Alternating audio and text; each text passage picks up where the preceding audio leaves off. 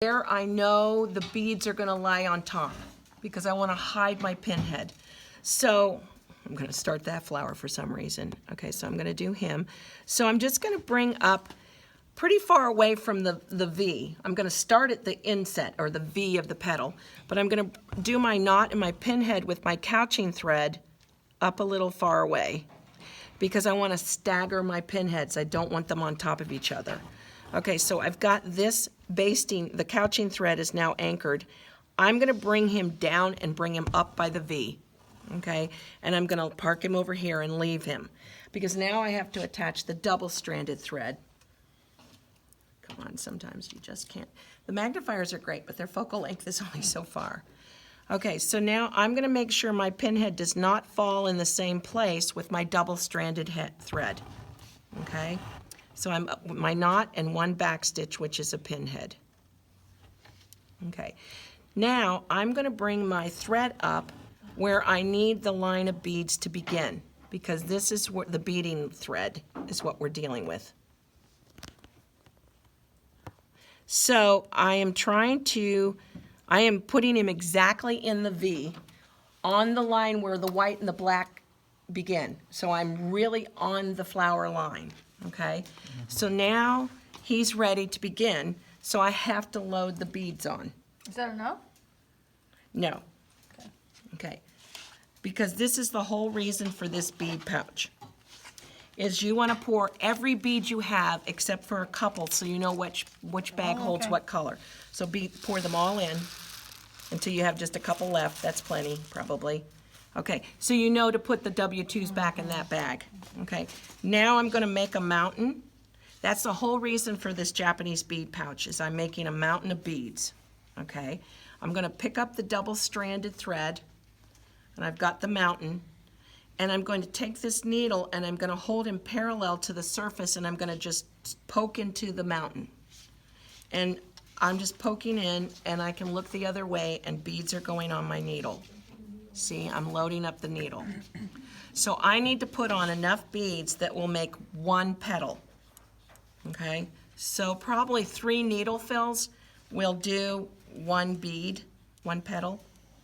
Okay, see how I just picked those up? Just scooped. If I didn't have a mountain of beads, it wouldn't work, okay? So now I'm gonna audition this and see if I have enough beads to get around 1 petal. I've got too many, but that's okay. It's better to have too many.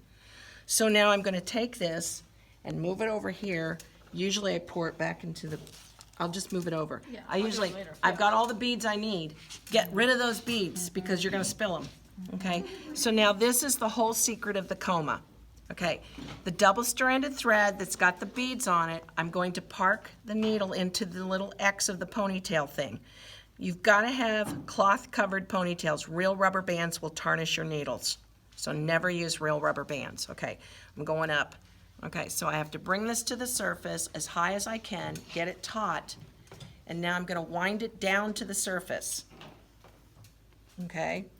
And when I get closer to the beads, I'm going to pull some of the beads away because I need to make some space so I can couch. So I've pulled some of the beads away. Now, very important, the beaded thread is flush to the fabric.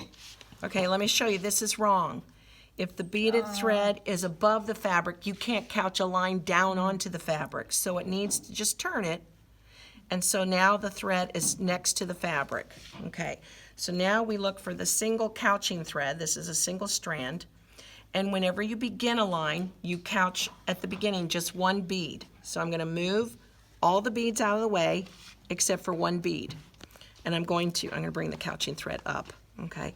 So I'm holding the coma with, this is my bead pusher, but I'm holding the coma with the rest of my fingers. You see it? I can swing this around any curve I want. Okay, so now I'm using the middle finger, but I'm gonna push him up, okay? And my couching thread is right there, so I'm just gonna come on the other side right now because the first bead is always, he wiggles a lot, and so I'm gonna pull the thread down, and as soon as that loop gets small enough, I'm gonna bring him, if he's giving me troubles, I'm gonna bring him down and over top, okay? Come on, little guy. Because he is. and I'm gonna just put my finger there. So now when I pull, I'm forcing that bead to get lassoed by the couching thread. So now I'm 1 bead away. Now I can couch every 2 beads. At the beginning of the line, you must couch just 1. So I'm gonna move 2 beads down, and I'm pushing with this finger, okay, to hold it up there. I'm underneath with the thread. So I'm looking to see where those 2 fall. And then I'm gonna move it out of the way because I eyeballed it, and I'm gonna bring the couching thread up right there on the edge of the white flower where the eyeball told me to. Now I'm gonna bring it back over and go down in the same hole. So is it from the outside, inside to outside? Whatever you find comfortable. I was from the inside out there. It may be where you're sitting, and you may be inside out.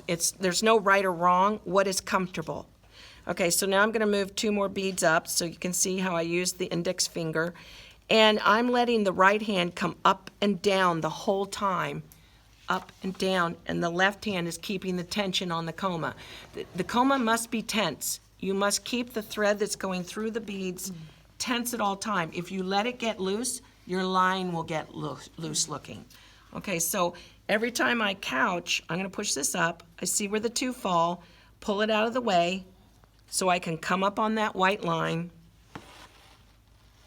Okay, and then I'll bring it back over and make sure I come on the other side to couch, okay?